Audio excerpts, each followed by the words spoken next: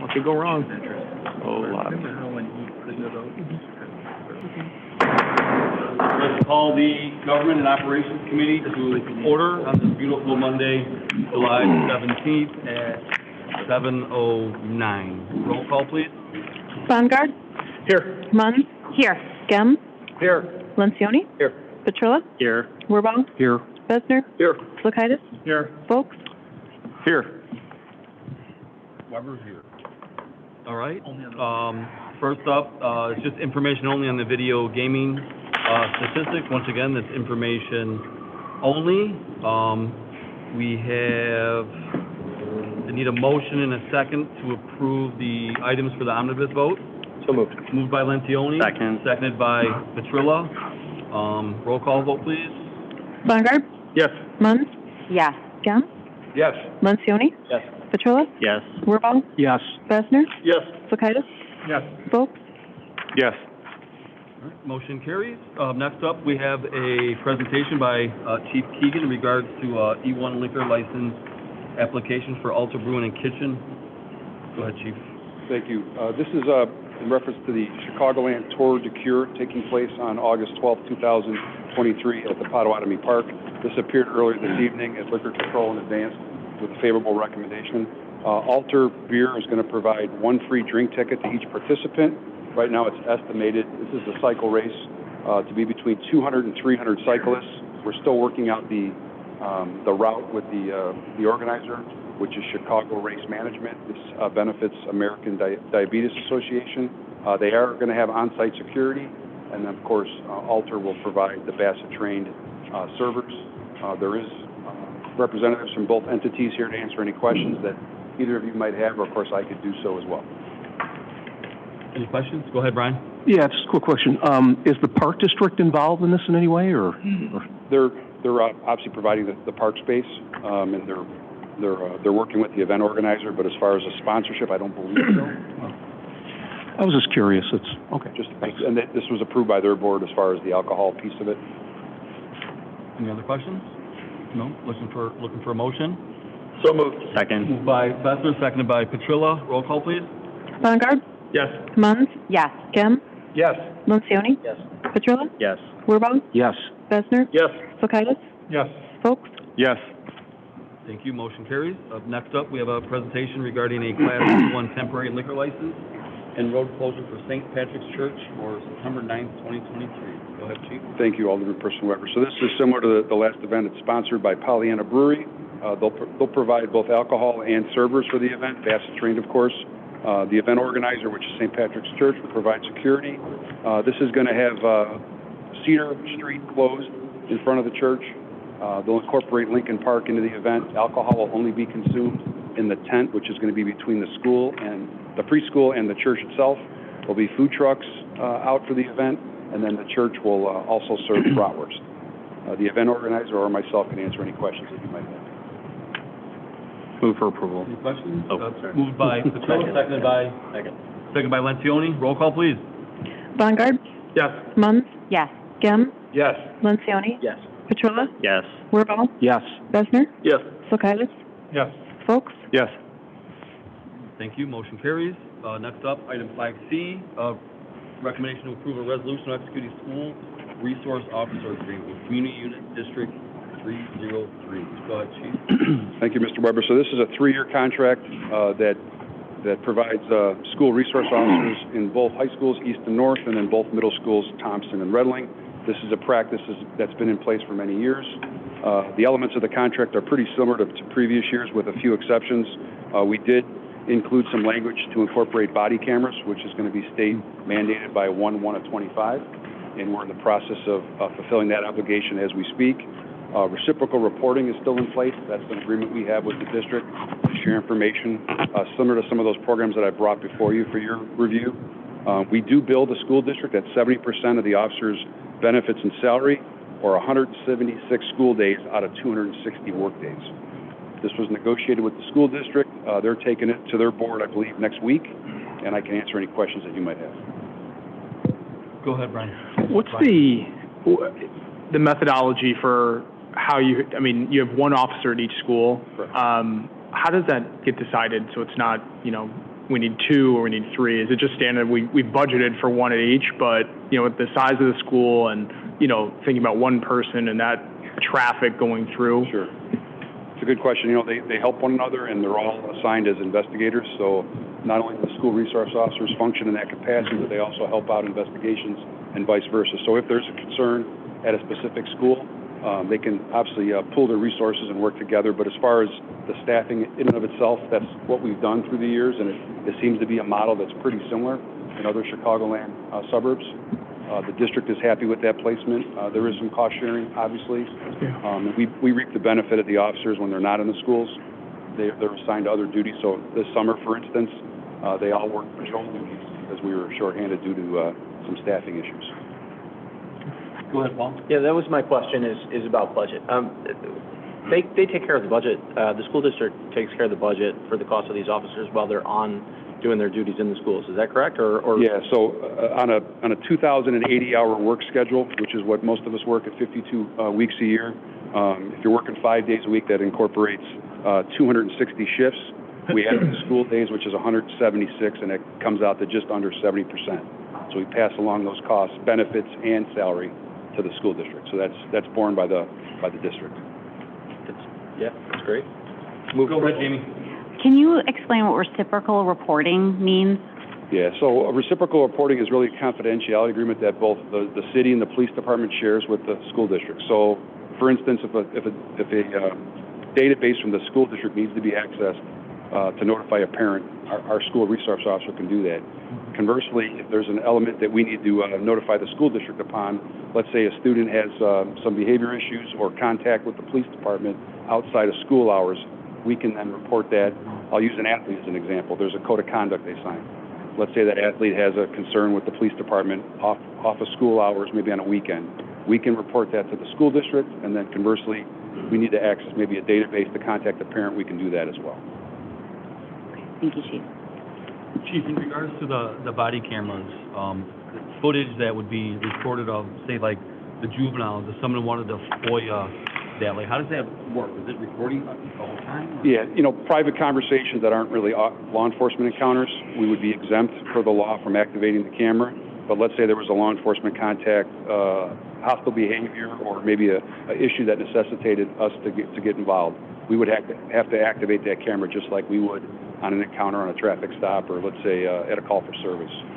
Conversely, if there's maybe a FOIA or a subpoena, we would make sure that we looked at the law, what the footage showed, and we'd have our FOIA department and sometimes legal work on redactions if necessary. Okay, thank you. Looking for no more questions? Move for a motion. Move for approval. Second. Moved by Wirball, seconded by Lencioni. Roll call, please. Bongard? Yes. Munns? Yes. Gim? Yes. Lencioni? Yes. Petrella? Yes. Wirball? Yes. Besser? Yes.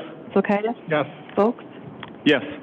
Okay, motion carries. Moving along to item 6A. Derek Conley's going to present, and we're going to have a discussion in regards to Smithfield Foods. This is information only. Go ahead, Derek. Good evening. I'll be introducing some representatives from Smithfield Foods here tonight. They're going to give a brief presentation. Of course, Smithfield is a local St. Charles business. Over the past couple of years, we have had some complaints about an odor coming from their facility, and they have actually worked with staff to take measures to kind of reduce that or mitigate that. But upon request, they did agree to come here so that they could kind of, one, tell a little bit about their company and also talk about what things they have done to improve their facility as far as the odor goes. So with that, I will turn it over to them. Derek, just some clarity. It says information only, but if we have aldermen that have questions, that would be okay. Yes, that's appropriate. Just state your name. We don't need an address or anything. Just state your name for the record. Okay. Hi, I'm Ashton Williams, plant manager for Smithfield Foods here in St. Charles. Okay. With Douglas, plant engineer, Smithfield, St. Charles. Okay, we wanted to present a brief presentation to tell you all a little bit about our company. First and foremost, St. Charles, Smithfield St. Charles is a pioneer. Excuse me, sorry about that. So Smithfield is an American food company headquartered in Smithfield, Virginia. We do have U.S. operations in about 28 different states as well as 6 different countries. We have about 60,000 global employees, and about 40,000 of those are in the U.S. We are a top supplier of pork products throughout the nation, produce high-quality, iconic brands such as Smithfield brand, Eckrich, as well as Nathan's Famous hot dogs. A little bit about our plant. So we started as 2 plants and then were combined in 2004. Our plant 1 was built in 1973, then the second plant was built in 1978, and then the 2 were combined in 2004. We have 326,000 square feet across 23 acres. Currently, we have about 440 hourly employees as well as about 50 salary employees who manage the operations at the plant. We are a dried sausage facility. About 55% of the product we produce is pepperoni, 45% is salami. We have 9 packaging plants producing about 137 million pounds annually. We produce product that goes into various channels: retail, bulk deli, food service, as well as industrial. This is an example of some of the brands that we produce for and sell to. And next, we'll take a little bit of time and allow my engineer to talk about what efforts we put in place to mitigate the odors. All right, thank you. So the images that you see here are from 1983, and then fast forward to 2020. We wanted to show this just to contrast when the building was designed, wastewater was installed. There were industrial complexes, farm fields around, and now, at St.Charles has grown, Smithfield has grown. Now we have commercial complexes next to us as well as residential complexes. So definitely creates a different challenge for the plant, beyond what it was originally designed for. So kind of talk about that. So we are very aware that there's odor issues over the course of the past. A big driver is that as the plant's grown, we've taxed the wastewater system. However, the wastewater system is running properly. We're well within our local permit limits. It does create some issues with smell, and those kind of started to arise as we started to push the plant. We've gone through multiple expansions over the last several years and really started to drive the production of the plant over the last year, which was somewhere about 25 to 35% more. Starting last summer, which is when the complaints really started to pick up for us. The challenge with that is the way that we ran wastewater and some of the chemical treatment that we were able to mask the odor with actually became detrimental to the system and then created upset conditions, which then put us outside of our permit limits. So it really made us have to take a deep dive into the system and then reassess how we're running the system. At that time, we consulted our local subject matter experts within Smithfield. We retained also an engineering firm that specializes in wastewater to help consult, and then we started to put plans together on how we could better, serve our neighbors and reduce the odors. So the thing about wastewater is it's not just a quick fix. From the time that wastewater enters our treatment plant to the time that it leaves, it's a several-day process. So any changes that we make have a very, lagging indication of whether we're making positive results or not. So there's a lot of trial and error there. With that being said, we found that we need to upgrade some processes, create some redundancy. So if we have mechanical failures, we're not, seeing spikes in the odor that was happening. And once we kind of dialed that in, we realized, okay, we need to take further steps. We actually installed an odor control system that essentially is essential oils that kind of, if you go by the plant now, you kind of pick up a citrusy smell. So if we do have odors that start to arise, we have testing equipment that automatically starts to treat the area, kind of helps with the smells. And then furthermore, we've made some recent improvements over the last 6 to 8 weeks where we feel like we've probably really made the biggest strides in keeping the levels at a lower level. So hopefully your constituents haven't had any complaints over the last several weeks. When you get a sec, because I want to make sure that I understand, because first of all, thank you for being here. But when you say wastewater, like, I don't understand what's creating the smell. Like, you say waste, but that doesn't, help us understand what's creating it. That's fair. So we're a meat facility. You know, obviously, through the process, there's going to be meat that contacts the floor during our sanitation process. That water all goes to wastewater. So anytime you have organic material going to, you know, large basins of water, it starts to become... So the water used to clean up the processing of the animal? As well as just inherent processes within the facility. We generate water, you know, when we're showering product. You know, different processes require water, and that, you know, once that water has done its purpose, then it gets washed down the drain. We capture all that water. It doesn't go to a storm sewer or anything like that. We have to treat that water, and then basically we're sending clear water back to the city.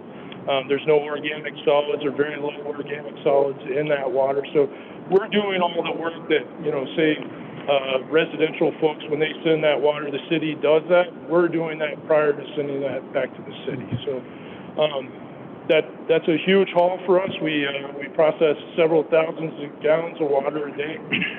So, you know, when there's organic material and there's bacteria in there eating that, you know, different things like humidity, temperature, wind, all those things affect our wastewater system. So we've tried to automate those things. So when we first started this back in February, there was a lot of, you know, touch and feel, just figuring out what works, what doesn't. And we feel like we've gotten, you know, a lot closer to where we want to be. We obviously have some capital projects ahead of us that will, you know, be addressing this even further.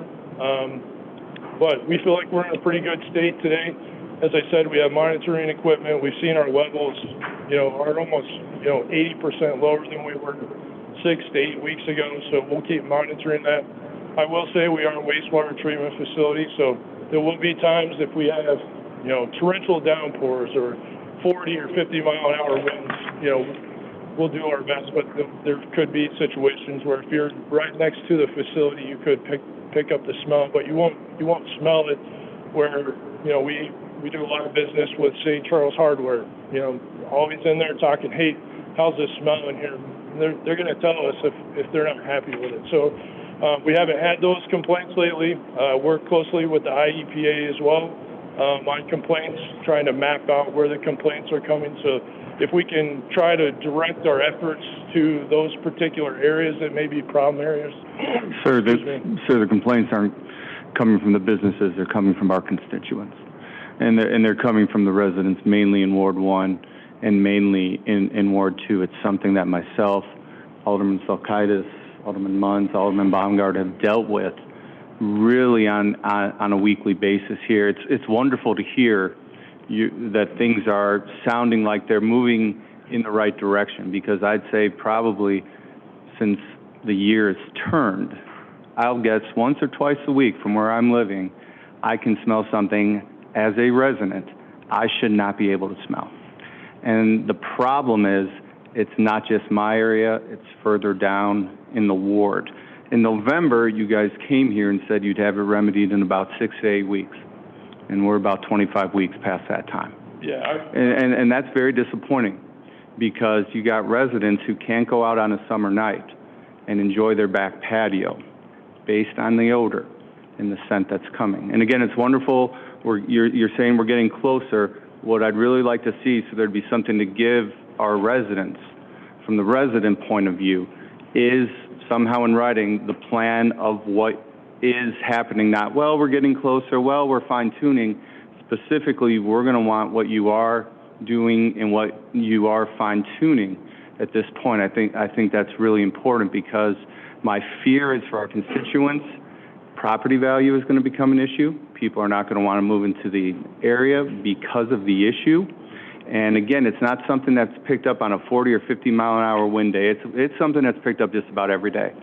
So I know we're trying, but we got to do better. And not to pile on, but just to speak in addition to that, is in the second ward, I am much further from where Alderman Folks is. I am over by the high school and the middle school off of Dunham, and I have complaints from my neighbors in their backyards that they can smell the odor, that's just unacceptable. On not a 40 or 50 mile an hour wind day, it just doesn't seem right. And my concern, to echo something that Alderman Folks said, is that we have a lot of development coming. And while it's great that you have a great relationship with St.Charles Hardware, and they are expressing that they're not having a problem with it, I have neighbors and friends who say they don't want to shop at TJ Maxx. They don't want to go over by that shopping center because they just don't like to be in that environment with the smell that they are smelling. And it makes it very difficult to ignore, considering we have a lot of development coming up in that general area. We have the Pheasant Run parcel, the mall parcel, and if you have residents or people that might be prospective residents who might be looking at properties that are going to be built, you have developers who are looking at places they might want to build things, and they're walking around a place and they realize that they can smell this.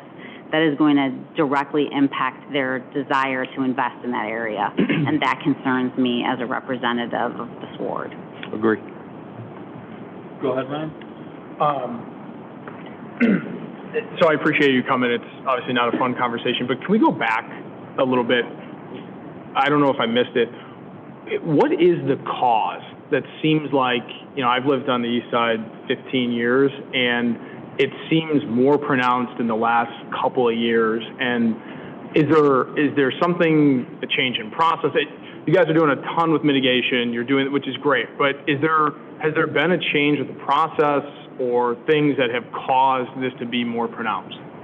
Yeah, so we've undergone multiple expansions since 2019, so our production has increased, exponentially. So, that becomes taxing on the system. So the way that we ran the system for 10 or 15 years starts to not be the way we can run it. And so there is a learning curve, and then there's adverse effects like the odor. So if we weren't in a residential or commercial complex, it would be much easier for us to make those adjustments, make sure that we get the right subject matter experts in, because it's not like you just twist a knob here.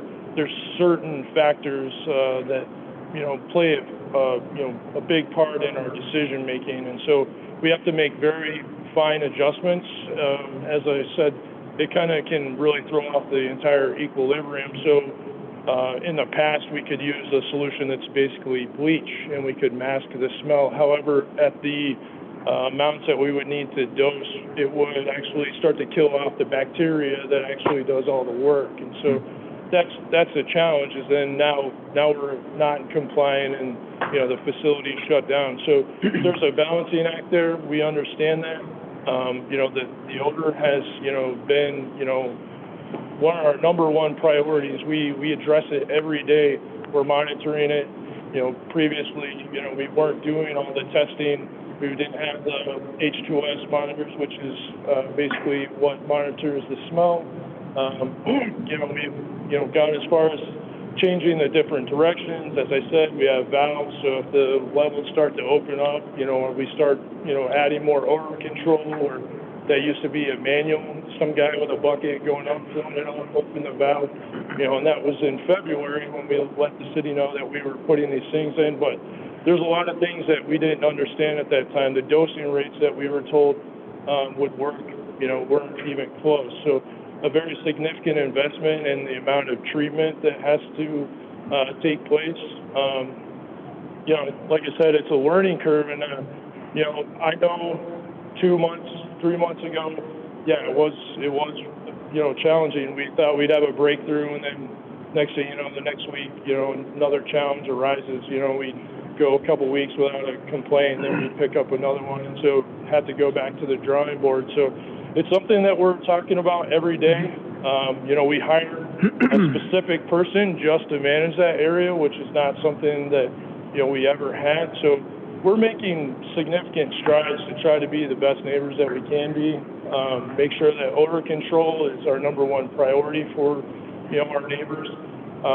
You know, the thing is, it takes a little bit of time. Like I said, over the last 6, you know, weeks, I really think we've got it to a point where it's manageable, where unless you're, you know, walking on the sidewalk next to us, you shouldn't smell it. You know, like I said, we were working with the IEPA. They actually produced a map with, you know, all the complaints, which is very helpful for us. So it kind of tells us, hey, on this date, this complaint came in, it was in this general area. I can look at the temperature, barometric pressure, humidity, wind direction, and I can kind of look at, hey, these are the things that were happening with the system. What can we do, you know, next time these conditions happen to make sure that doesn't happen? Also, if I can ask just a quick Go question ahead. about that. So those are people who know to complain to the IEPA, correct?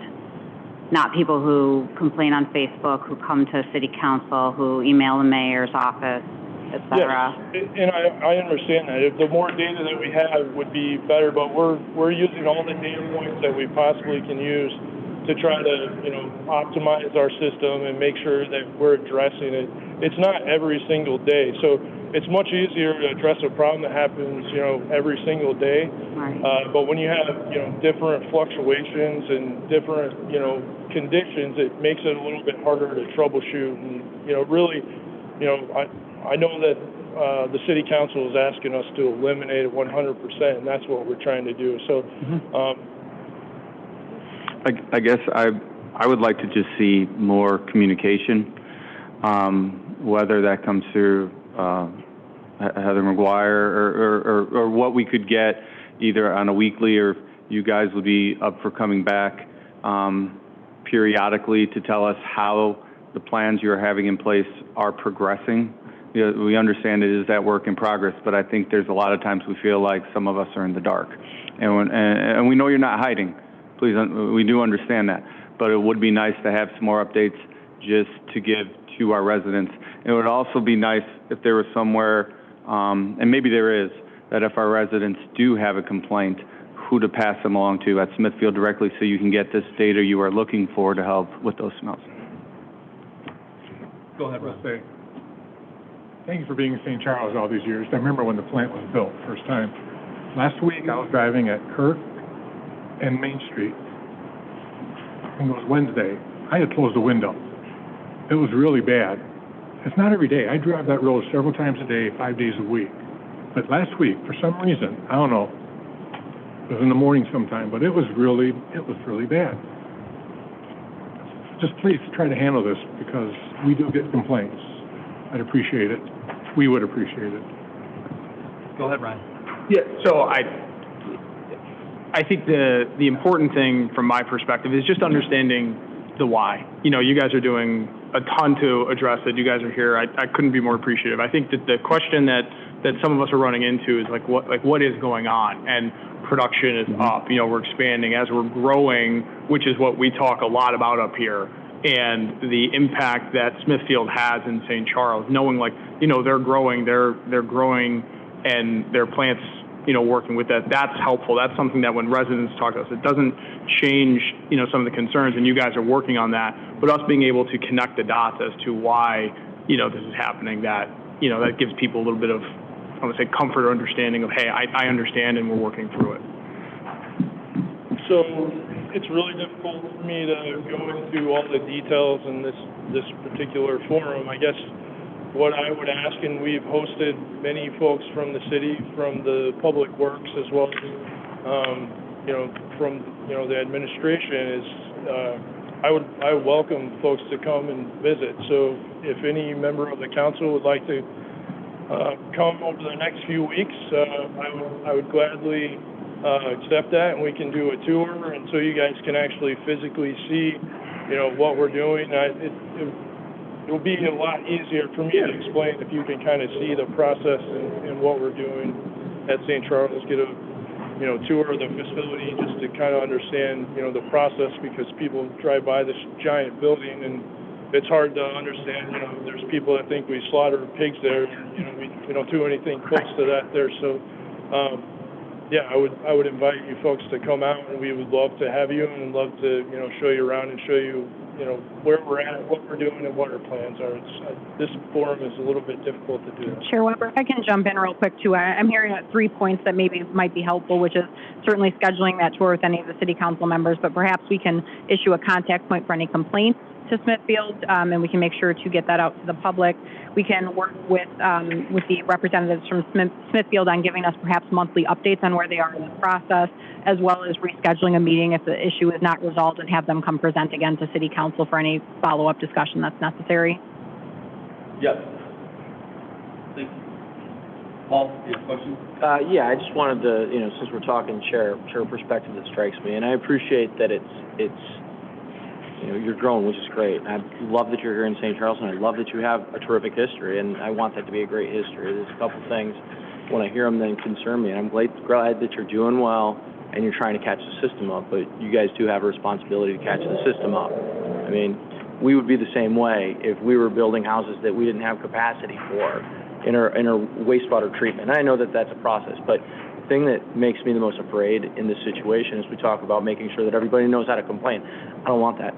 I want to make sure that you guys have a great reputation in town. That people who live in town that work there aren't, afraid to tell their neighbors where they work. I think that it's pretty critical before, we have to tell everybody how to complain about the smell, that it just gets handled, because this would be something that I would worry about getting in the way of this terrific, long-standing relationship. So I really hope that whatever needs to happen, we can do that. So, we get back and this gets forgotten about, and you guys have an amazing reputation. Everybody just thinks that Smithfield is a great place to work and how glad they are in St. Charles. So I look forward to hearing what we can do to solve that. Go ahead, Brian. Thank you for your presentation and for being here. And I can tell you're making the effort to try and resolve the situation. When you made your presentation, I heard that you were looking into doing some capital projects.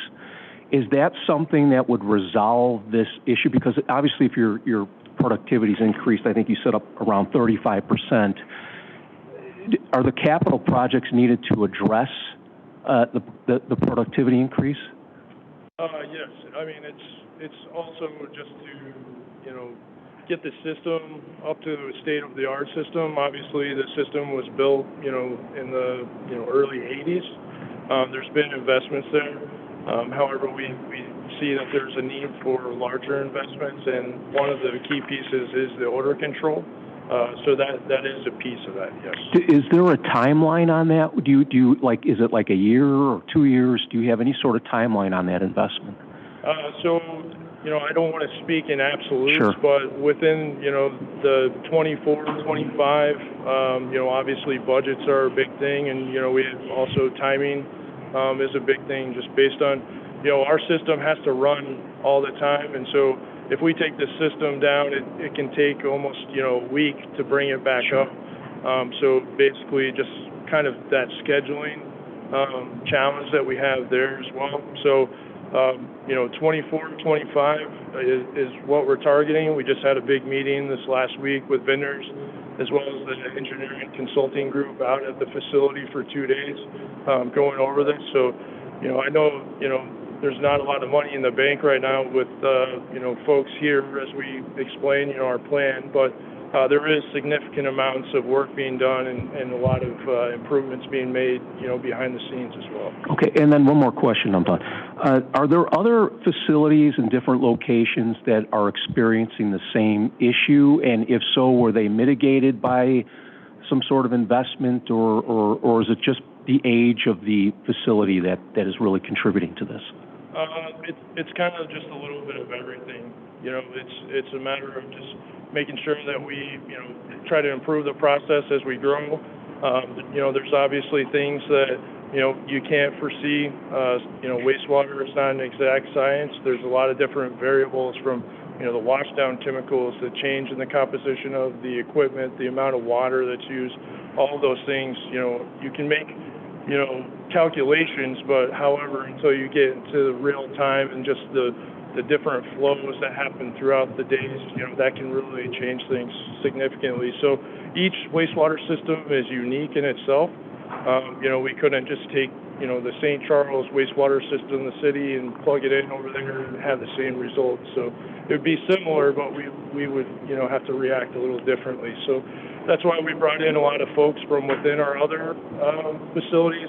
Our Sioux Falls facility is a very large facility that's kind of similar but much bigger, that kind of helped us, guide us on the right testing, making sure that we're doing the right things, just to evaluate, what we're doing and, seeing how we could, take any of their best practices and start, Sure. executing on that at St. Charles as well.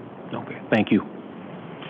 Okay, thank you for presenting. Obviously, you've heard comments from the board. Obviously, there's constituents that are complaining. Please bring that back to corporate or, whoever to, just get the conversation going so that we can feel like we have a good partnership going both ways, which we always have. Let's just continue the conversation going. So thank you very much. All right, thank you. Thank you. Thank you. Next up, we have a presentation from Derek in regard to the First Street Outdoor Dining Plan. Once again, this is a presentation to have some discussion. Nothing will be voted on or decided on tonight. It's just for information to see options. So, go ahead, sir.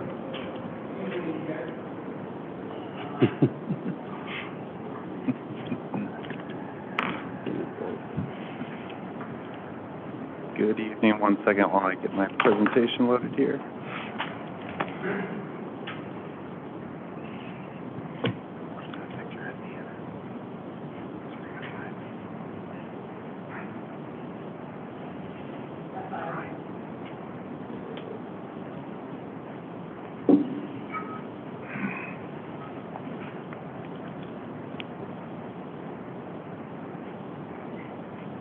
Not working this time.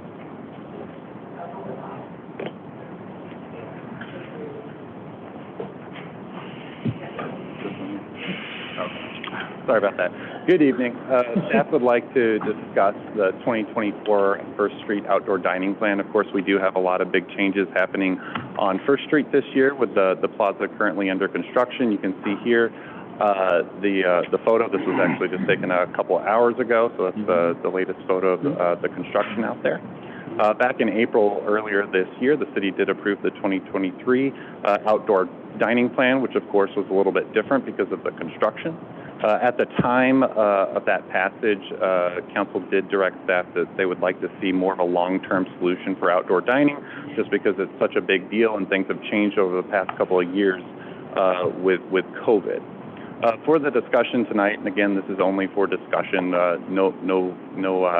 nothing will be etched in stone tonight, but just some things to keep in mind and what staff is looking for. One, we're going to be going through some of the outdoor dining layouts. These are things that we just wanted to give the council and to the community so that they could start to visualize what it could potentially look like, and we just want general feedback on what the design elements are. One of the staff's recommendations here is to wait for the hardscaping to be done for the First Street Plaza. It's a little bit difficult to look at a piece of paper and really see what the impact is going to be on the community and on First Street and the businesses. So for discussion tonight, and then in the fall, we would bring back maybe a formal presentation and some type of vote of what the outdoor dining would look like moving into the future. And then lastly, we would also like to know what additional information council would like that would better help them make a decision on outdoor dining in the future. Just some previously items that have been brought up for discussion when it pertains to outdoor dining and specifically to First Street.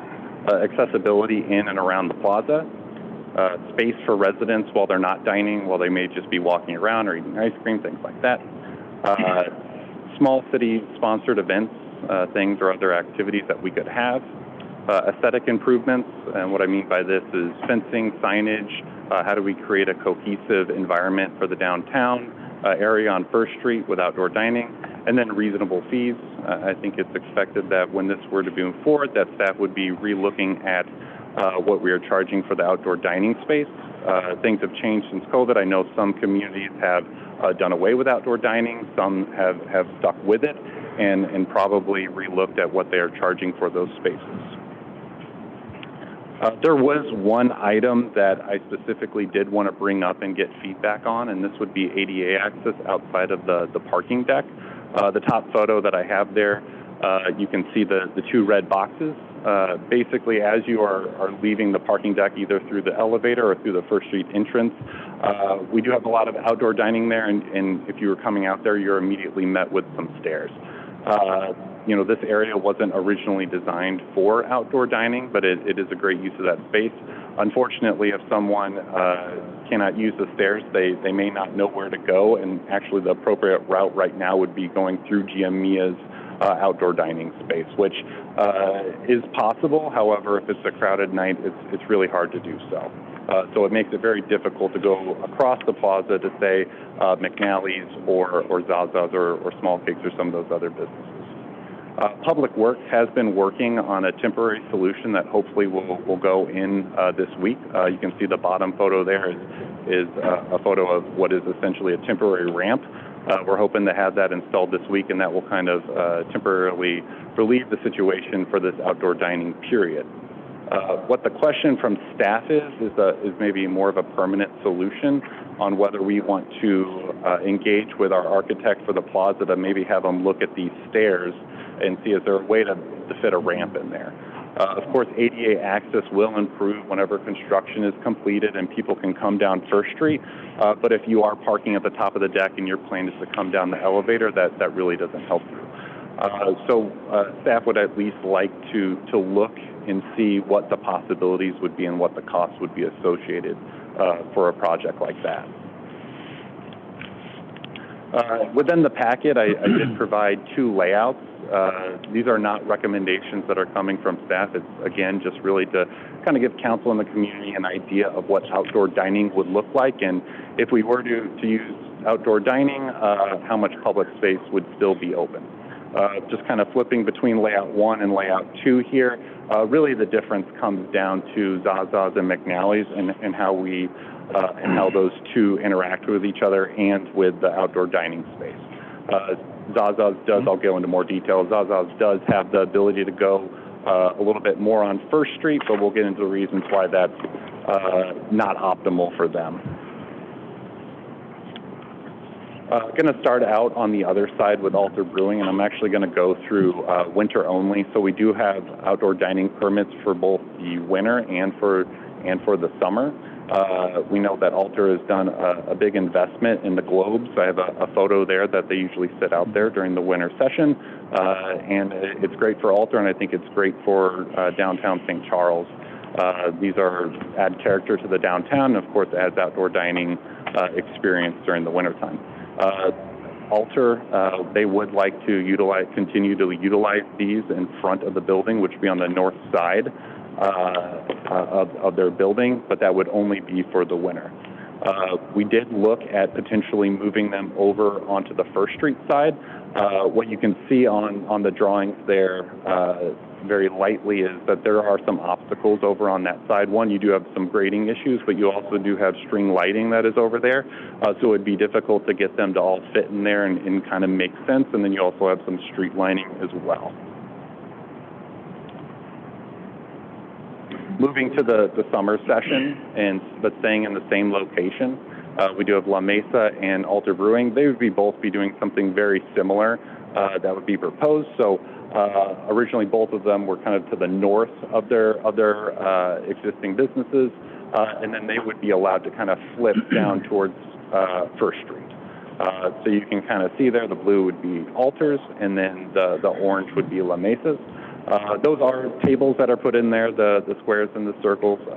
Those are to scale. However, I wouldn't look too closely at those. That could all shift depending on how they want to program their site. The only difference between La Mesa and Alter right here is that Alter is proposing that they do keep one row of tables along the north end. So you do have planters out in front of Alter, and then you have benches, and they would utilize those existing benches, put tables in front of them, and then be allowed to use that for outdoor dining, and that is what they are proposing.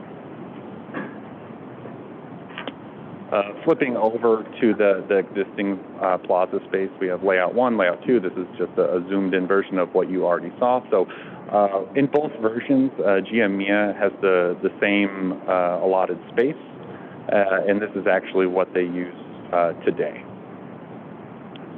Next would be Zaza's. They have two different options here, so I will explain this. They do have some issues with being right up against Route 64. There is some plaza space or sidewalk over there that could be utilized. However, they have utilized this space in the past, and what they find is that a lot of people do not want to sit around Route 64. So far to say that some people, when they figure out that they're actually being put over there, they'll say, no, we'll wait for a different table. And this is just because of the noise that is associated with it. You also do have some impediments over there, or obstacles on that part of the plaza. For example, you do have 2 flagpoles. I don't think that we want those to be inside of an outdoor dining space, but it also just creates a barrier of where you can put tables. So between these two options, one of them would be to pull back their existing outdoor dining in layout 2 so that it's closer to the building, giving them a little bit more on First Street. And then the other option would be to essentially keep their outdoor dining where it is right now and push it all the way to the fountain, where the fountains are located. For McNally's, you can see the two differences between layout 1 and layout 2. I think McNally's is the only restaurant that could not be here tonight because Morris McNally is out of town, unfortunately. I think that their preference would be that is layout 1, where they would be right up against of where their business is and their existing outdoor dining. This is because all restaurants, they don't want to be running a long ways away from where their kitchen is. That adds a lot of time to their staff. But the other option, layout 2, is where they would still have a small spot along their building that could be expanded, but then would take up the other half of the circle. And I should say, between these two layouts, the green lines are supposed to represent how pedestrians could walk through the plaza. So with that, that's the end of my presentation. I do know that we have members from La Zaza, GMIA, La Mesa, and Alter here, and I think that we would like to give them an opportunity to speak on what these are and what their preferences are with outdoor dining. That's fair.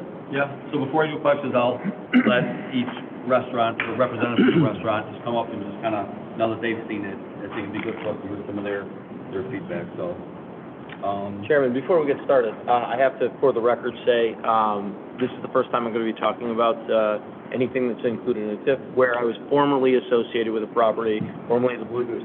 I no longer am associated with that property at 300 South 2nd Street, so I no longer have any conflict due to owning property that is in a TIF. I am completely confident.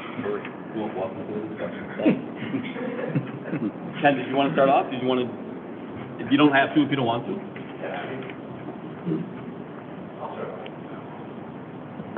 Ken Hendricks with Alter Brewing. I think there's probably a lot of value in a Q&A session here, but I'll at least start off and talk about what I really like about the Alter proposal. I believe that the west side of our building, in between Alter and La Mesa, that corridor has the potential to be really outstanding. Just a super dynamic, energetic. As you're entering that plaza from the south, it's going to give the community and residents a very clear and understood feeling of the energy and the potential of what's going to happen as they walk through this plaza.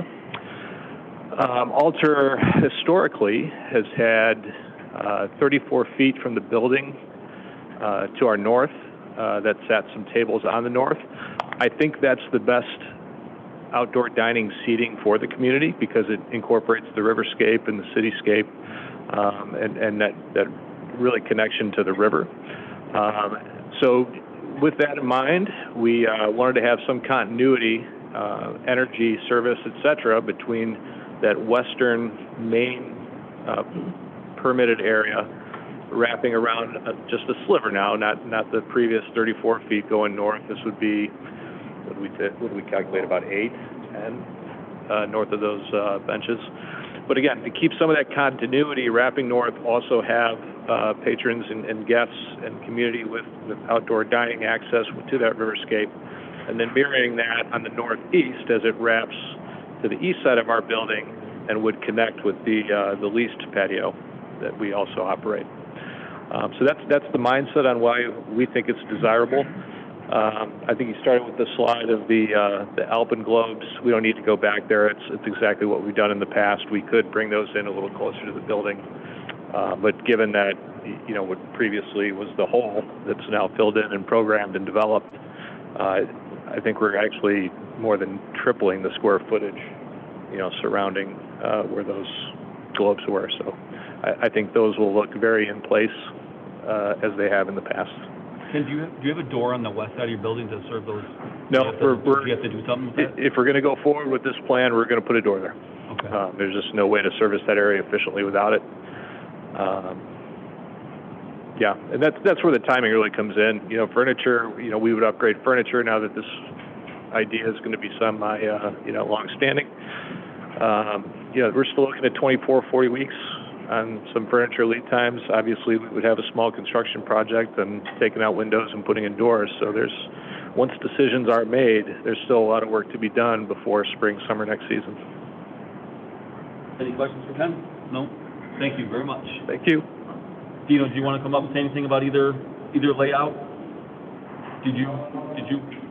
We would like to hear from you. If you preferred one or the other, I would like to hear. Please. We're not restaurateurs, so we don't understand your flow or what, it's good for us to hear. Yeah, no problem. Dino Sisto, La Zaza Trattoria.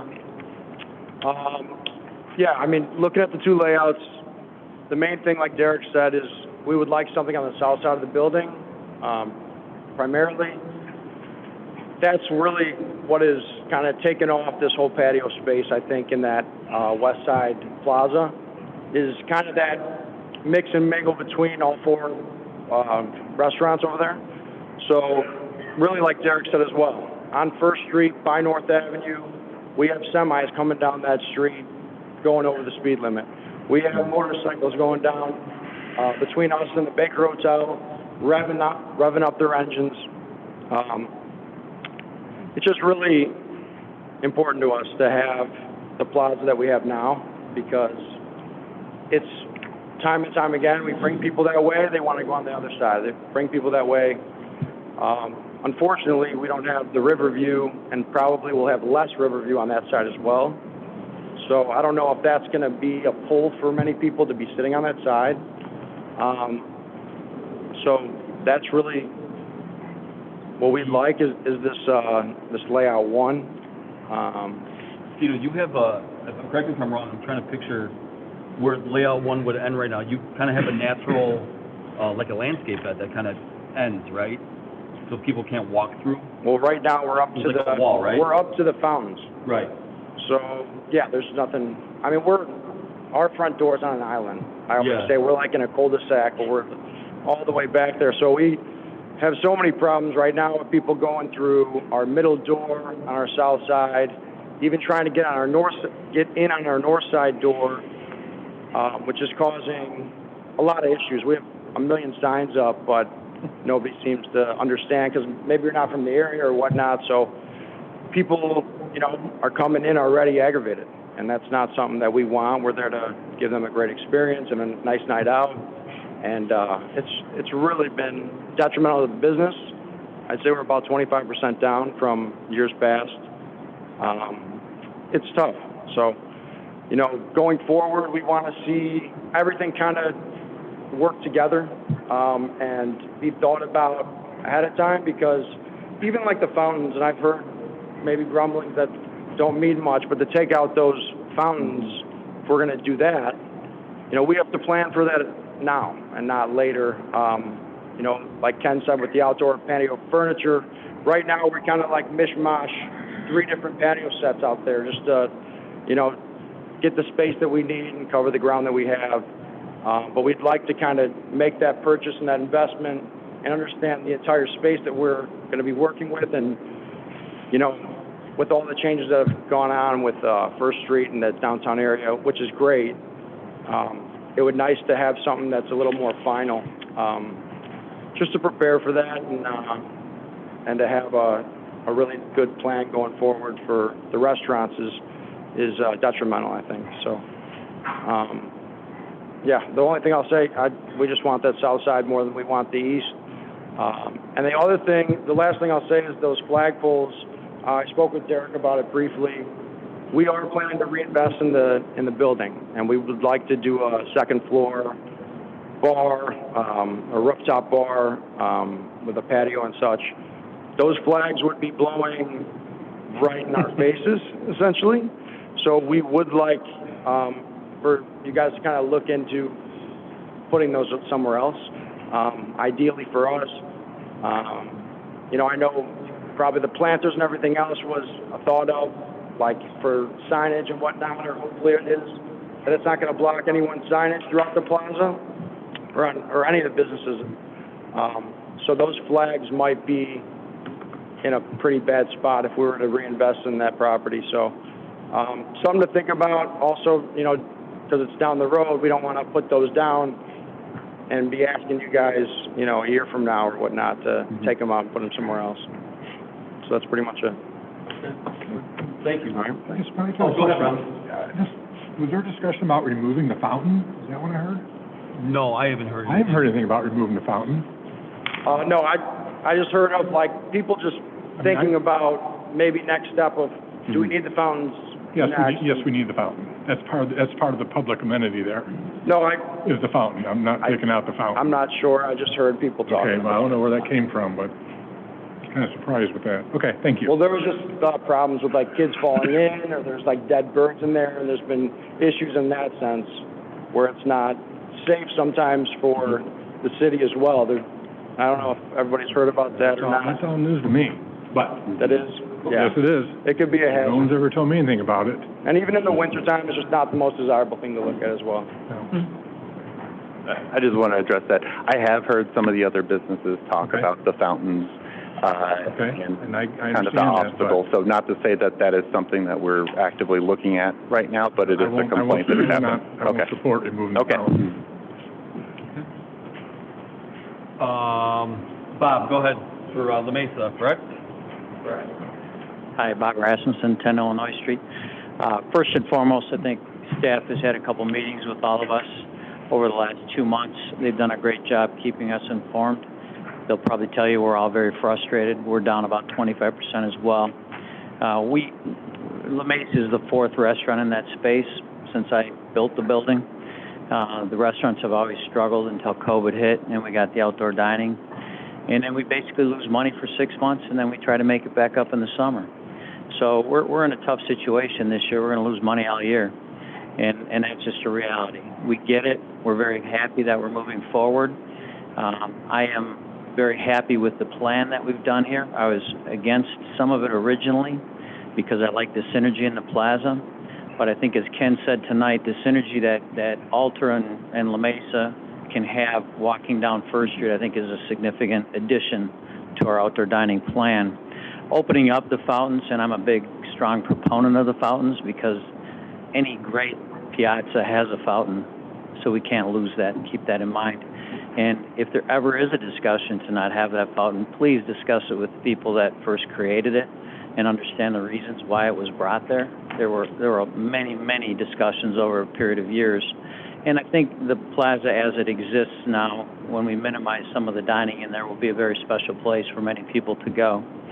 The only comment I have left is on the north side of the La Mesa building, even prior to COVID, we did have a small outdoor patio area there where we could place tables for two along our glass wall. And I forgot about that. And Kim just recently brought that back up, and I think she emailed Derek as well. We'd like to see if that's still possible. It doesn't interfere with any of the access. The sidewalk's quite wide, and I understand that might be an option, so we might consider that down the road. Talking about logistics, this being a PUD, we have to look to staff to understand what it's going to take for Alter to make changes, for La Mesa to make changes. La Mesa will have to add doorways on the very southeast corner there because that's the only spot in that entire building that will allow us access to the plaza without a step. So it's the only option that we have.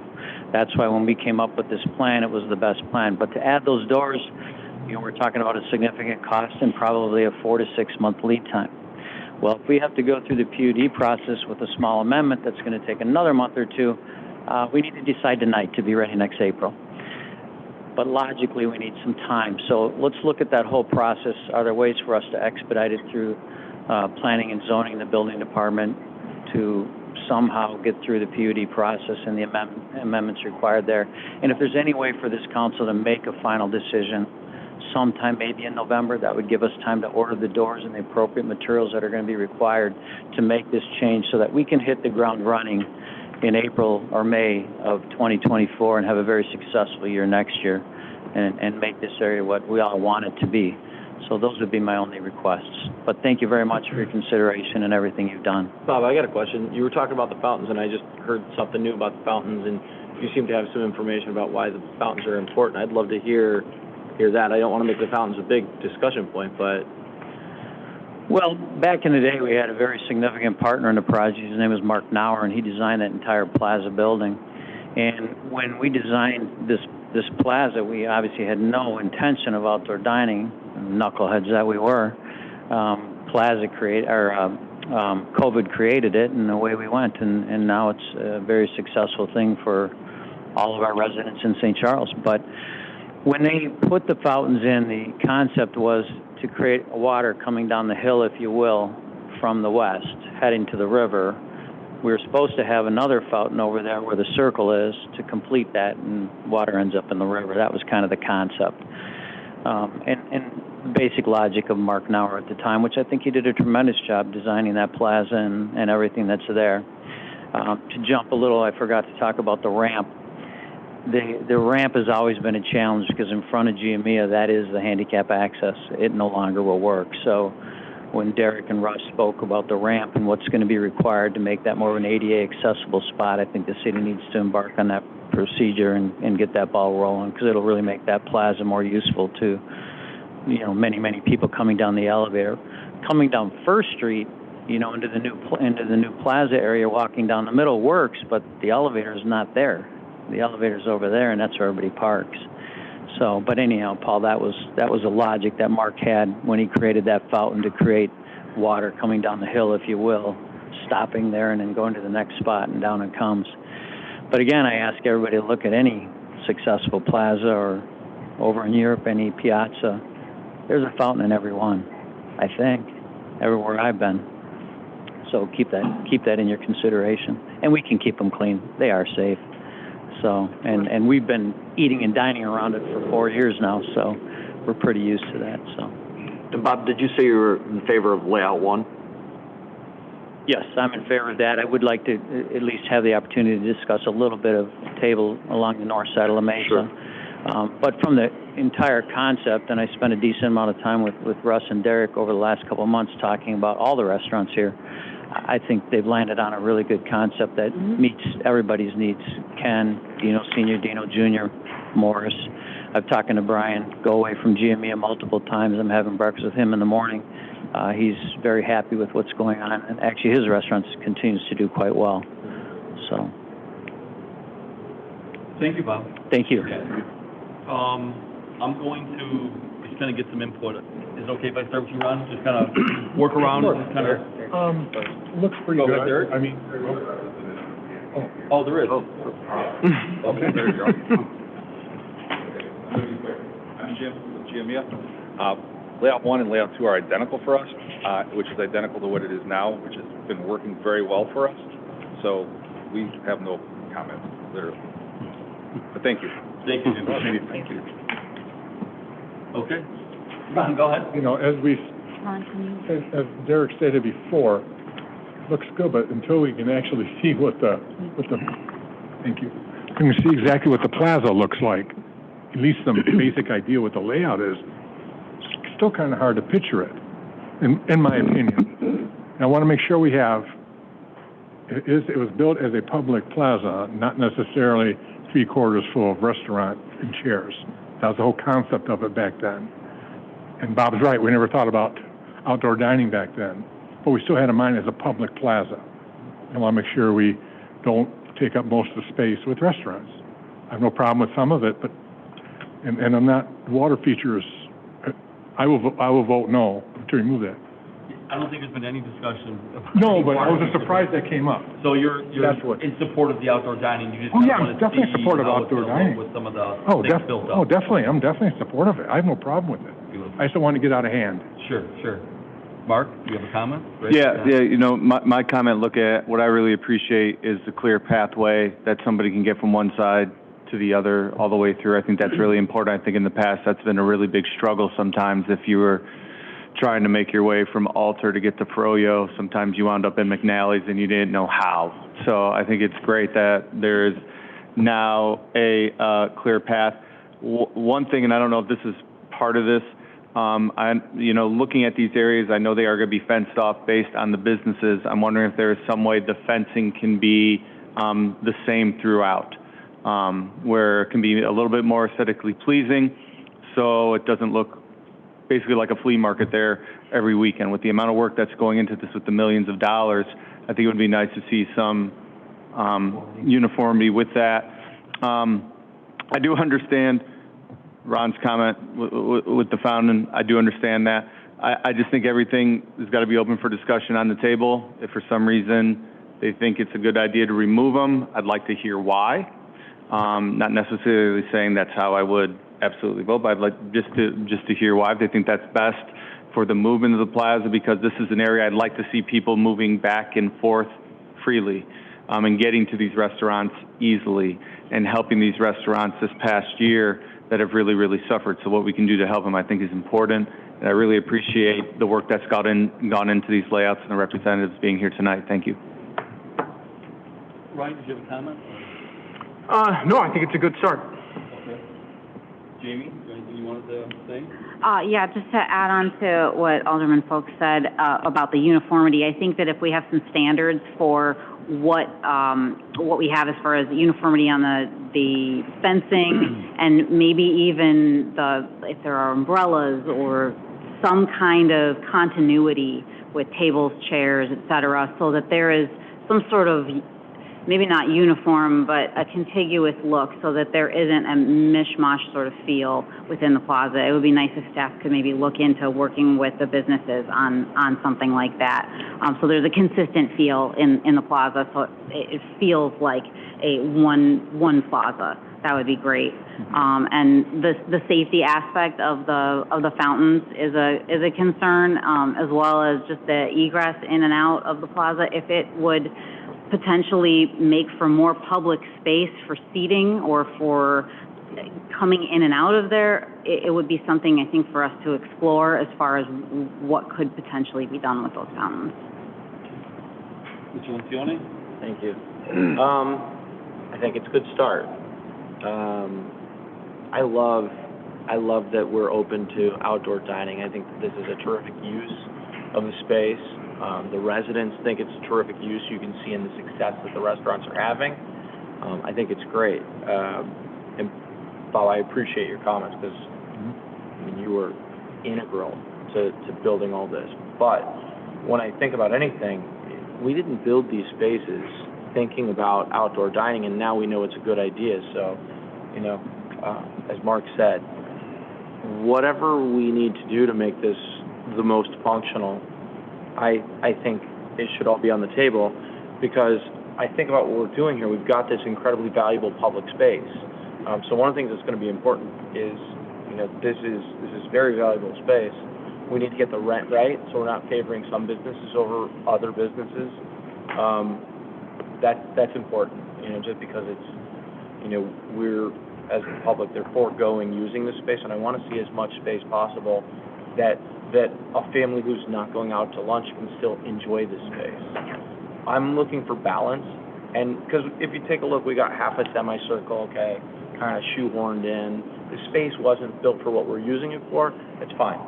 I don't think that we need to spend, a crazy amount of money or this is working, but I want to see as much balance as possible in making sure that we leave space open, that we can walk through it, that it's still a functional public space. And if it takes reconstruction of portions of it or reimagining it, am open to that. But those are the things that are important. But I love seeing the restaurants coming together, working together on this, and I want to see you guys be really successful. So even though this has been a tough year, when we relaunch this and it's done, it's beautiful, everybody's coming back and hopefully even more people. So I'm just excited about the future. I want to make sure we get this right for everybody, though. Thank you, Paul. Go ahead, Mr. Kemp. No, great first step. I agree with everyone to my right that that's a good spot, and with Alderman Solkaitis about getting to see what the finished product will look like start and what we have to work with. And I agree with everybody else. It's a great public space and the best use we can have to get more people downtown, that everybody can enjoy it, and especially the accessibility so people know how to get through without stumbling over things or walking into people enjoying their dinner would be a great thing. So those are my comments. Thank you. Go ahead, David. A layout one for sure. I think that's a good benchmark beginning to discuss more. I'd like to obviously see what the plaza looks like when it's finished. The lights stringing across. There's obviously going to be trees incorporated, correct, along that. So will that impact some of these colored in areas? But yeah, in general, it's more contiguous. Like for instance, the version 2 McNally's is separated. I always thought that was kind of odd, but this is more contiguous, so that's great. And I certainly would be in favor of increasing the fees too. Not tonight, of course, but yeah, moving forward. But good start. Thank you. Go ahead, Brian. All right. So I like layout number 1. I just want to keep in mind, to Ron's point, we put millions of dollars into this public amenity, this public space, and it's about balance. I think the focal point is going to be the plaza on the east side. I'm not a fan of Alter having seating in front of the public benches.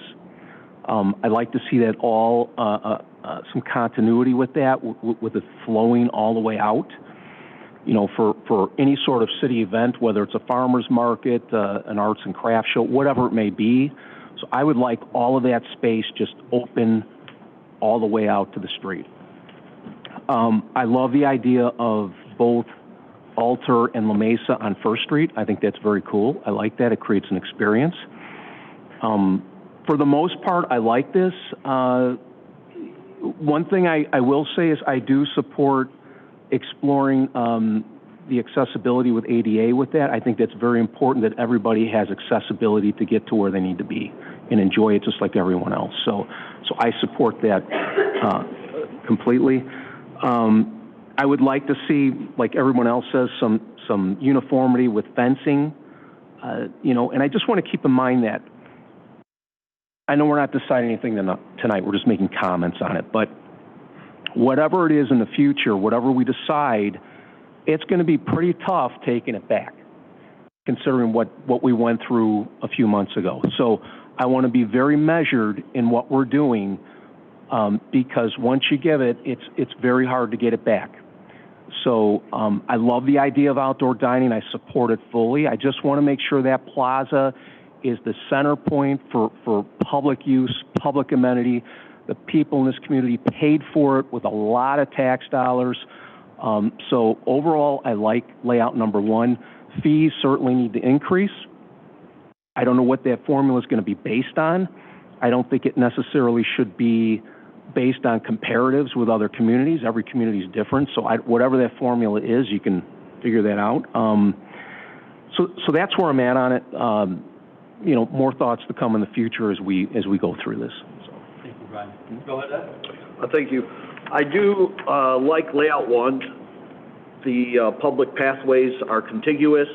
They're dimensional. They're going somewhere. They're not going to end up at a dead end. So I do appreciate that fact, and it's going to just mirror the new plaza that's going to be done, preferably later this year. So the public walkways I appreciate immensely. And then in regards to what Councilperson Folks, Councilperson Muniz, Councilperson Warball has talked about, and I've talked about this forever, and we're not here to handcuff businesses, but based on the amenities, based on the continuity of the amenities, I'd like to see, as was stated, similar features, fencing, whatever it is, so that it doesn't look like a hodgepodge. But at the same time, a thread that not only lets you know you're either at Giamia, McNally's, Zaza's, Mesa, Alter, hopefully I didn't miss anybody, but you also know you're downtown St. Charles eating in the city of St. Charles. I want to see that continuous thread. Not only there, this would be a good starting point when we do come out with a permanent outdoor dining plan, but this could be a springboard for obviously the other side of the river and obviously whatever happens to our old police department and the other quadrants on the northwest side. So I'd like to see that continuous thread, and we could all, I guess, debate what that thread should be, but I'd like to see uniformity so that you know you're in St. Charles as well as these establishments. I do have one question, though, in regards to McNally's. I'm not sure if Bob stated it, but what was their feedback on either plan or either layout? I think that they would say that they preferred layout 1. They liked having their outdoor dining closer to where their kitchen is. Got it. The only other piece of feedback that I did hear from them is that they would like to see some type of small programming on the existing plaza. So if they did want to have a small band play, that could be an option too. Where would that be, at that other half of where Giamia is, or? That would to be determined. We're going to probably have to go out and look and see what that looks like. You do have the existing circle that's kind of untouched. That would be under layout 1 be possible, but got to make sure that doesn't interfere with people walking through and things like that. Yeah. And then one other thing in regards to a common thread, that could be lighting, that could be, not to go off on a limb here, but some kind of sound. It could be anything, but just something that lets everybody know where they're at. Thank you. Thank you, Ed. I think layout 1 flows the best as a pedestrian. I spend a lot of time in this plaza eating at various restaurants and walking through, so I just feel like that openness in the middle is good, and I feel like having the seats like for Zaza, McNally's, the way that lays out now is similar to what they have now, so I just think it flows good. GME obviously is fine where they're at.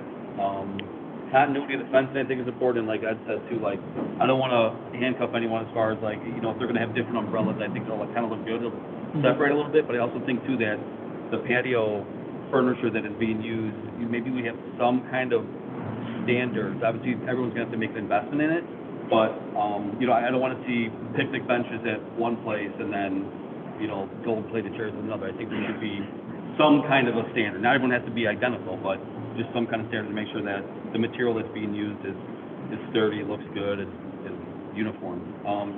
Regards to what Mr. Werball said, the northern part of Alter Brewing, I'm a little bit, I sat down on those benches this weekend, and that space, that front, the new plaza, is not as big as you think it is once you're kind of sitting in that space.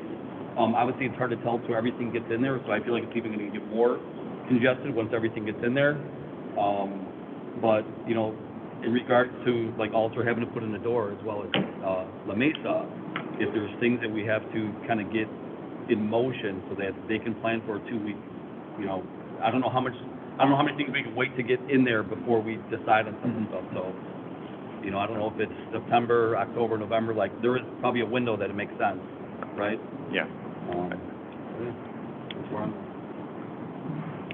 One more. Go ahead, David. When did you, again, refresh my memory, when do you think you'll have your final, or you're talking about in the fall? It's going to depend on construction. I would say early fall, we'll probably have an idea. It may take us some time to work with the businesses to really figure it out. But certainly this time in the fall, I know Bob said November, we would certainly try to have it done before then. Okay. Thank you, Derek. Thank you, Derek. All righty. Let's see, is there any public comment tonight? Seeing none. Anything else from mayor, council, or staff right now? I have a question. Go ahead, Paul. Came up from earlier. Do we have any ability, we were talking about Smithfield earlier. You got, noise regulation. Are there communities that have smell regulation? We are one of those communities that has that. Unfortunately, Nick and I have had a lot of conversations about this, about just the difficulties with actually finding, proving, and carrying those out. So right now, our best efforts are placed with trying to work with Smithfield to see if we can resolve it that way first, but we do have an ordinance on the books that regulates smells. Okay, we can continue that, since I know that was a question that I had the whole time we were talking about it. Okay. I do believe that we need to go to an executive session, so I would like a motion, second to go into executive session. So move. So moved by Wirball, seconded by Petrilla.